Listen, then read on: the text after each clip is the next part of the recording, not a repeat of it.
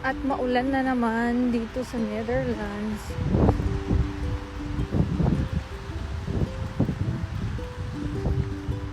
Itong dinadaanan ko is bike lane. Tapos doon sa baba yung expressway. Maganda tong park dito kasi may mga playground.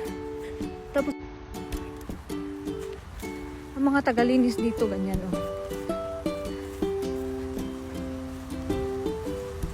Nililinis nila ang park. Kasi tuwing summertime maraming mga naiwang mga basura sa park.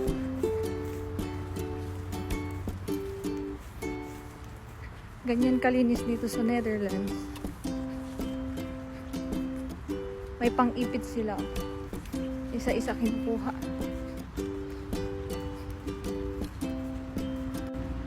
Ganito lang yung toilet nila sa park. Free naman ito. Wala namang bayad.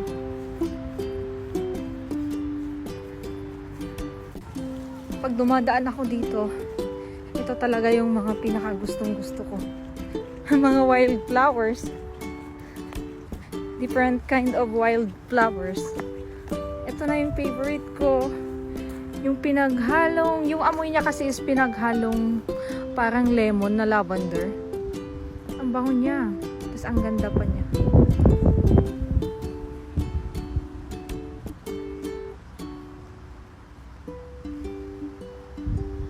Ang dami. Kumikinang talaga yung color yellow.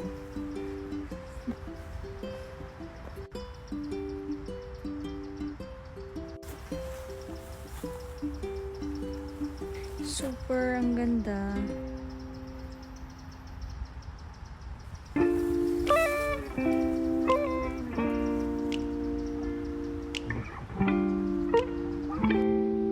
Wild strawberry.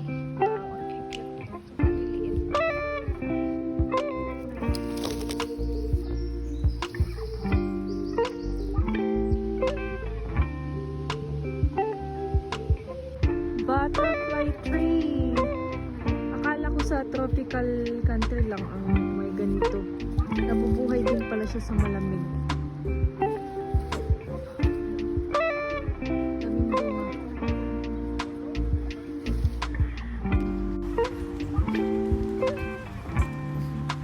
Sa lahat pala ng park may mga basurahan. Ganyan, lalo na pag summertime. Diba? Napaka-organized.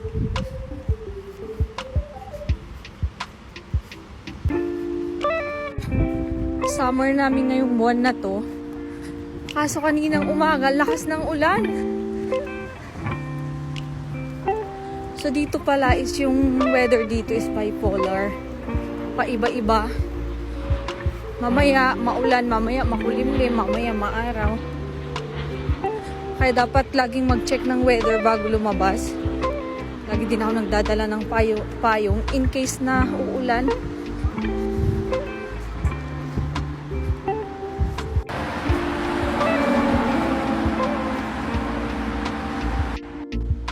Ito naman bulaklak na to. Hindi ko alam kung anong pangalan niya. Ang baho. Ang baho niya. Pero maganda din.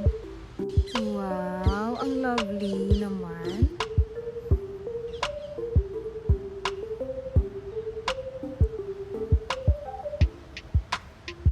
Ito yung ginugulay nila na binabalatan tapos nilalaga.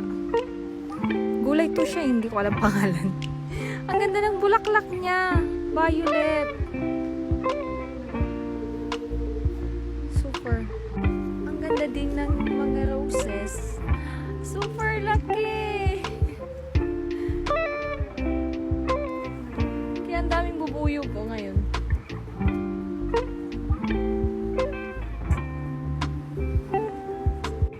Meron din banda doon, roses. Ay, super ang ganda. During summer pala, namumulaklak ang mga roses dito. So, nagugustuhan ko kasi sobrang lalaki at ang gaganda nila. Ito naman is ibang klase siya. Pitimini. Pitimini roses. Ito naman yung favorite ko. Sobrang bango nito, lavender. Maganda siyang ilagay sa kahit try na yung bulaklak nito, ang bango pa din.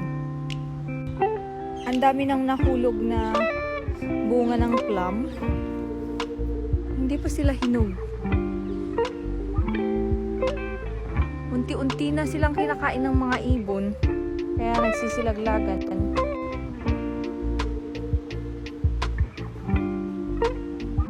Pati yung mga apple, nagsilaglagan na yung mga bunga nila. Ang dami niyang bungain kasi hindi pa siya hinog. Yung apple na is maliliit lang ang bunga niya.